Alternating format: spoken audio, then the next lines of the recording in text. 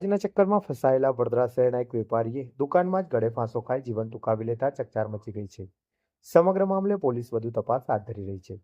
વડોદરા શહેરના ઉજરાત પાગા વિસ્તારમાં આવેલી કલકત્તા મોટર્સ નામની દુકાન ધરાવતા નીતિન હસમુખલાલ શાહે આજે પોતાની જ દુકાનમાં ગળે ફાંસો ખાઈ આત્મહત્યા કરી લેતા વિસ્તારમાં હડકંપ મચી ગયો હતો. ઘટનાની જાણ થતાં સ્થાનિક પોલીસ તાત્કાલિક સ્થળ પર પહોંચી અને જરૂરી કાર્યવાહી હાથ ધરી હતી. મૃતદેહને પોસ્ટમોર્ટમ માટે સયાજી હોસ્પિટલ ખસેડવામાં આવ્યો છે. આ મામલે મૃતકના ભાઈ દીપેશ શાહે ગંભીર આક્ષેપ કરતા જણાવ્યું હતું કે વ્યાજખોરોના ત્રાસથી કંટાળી તેમના ભાઈએ આ પગલું ભર્યું છે. મીડિયા સમક્ષ તેમણે વડોદરા શહેર પોલીસ કમિશનરને આ મામલે કડક કાર્યવાહી કરવાની માંગ કરી હતી. સાથે જ વ્યાજ માટે પઠાણી ઉઘરાણી કરતા લોકોના નામ પણ જાહેર કર્યા હોવાનું જણાવ્યું હતું.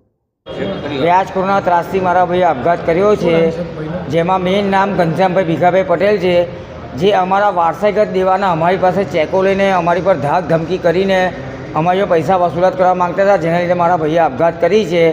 અને રાજુભાઈ પટેલ અને રોહન પટેલ જે અમારી પાસે અમારી દુકાનની ઓરિજિનલ ફાઇલ દબાઈ રાખી છે અને એ લોકો અમને ફાઇલ આપતા નથી અને ખોટા છતાં હિસાબ બતાવે છે કે હું 50 લાખ માગું છું, કરોડો માગું છું, 1.25 કરોડ માગું છું, એમ કહીને અમને અમારી દુકાન વેચવા દેતા માંગતા નથી. જેના કારણે મારા ભાઈને આ આપઘાત કરવાનું પત્તું ભર્યું. અને બીજા નંબરમાં મારા ભાભીના નામના ચેકો ત્રિવેણી ફાઇનાન્સના છે, જે મારા ભાઈએ વ્યાજ એટલું બધું ચૂકવી દીધું, મૂડી ચૂકવી દીધા પછી બી એ લોકો હજુ લેણા કાઢે છે.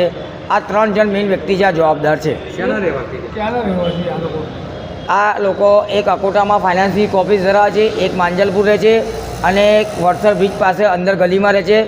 મેઇન આરોપી ઘનશ્યામભાઈ ભીખાભાઈ પટેલ છે, જેને અમારા 4 કાકાના છોકરાઓ સાથે બધા ભાઈઓ પર ખોટા કેસો કર્યા છે.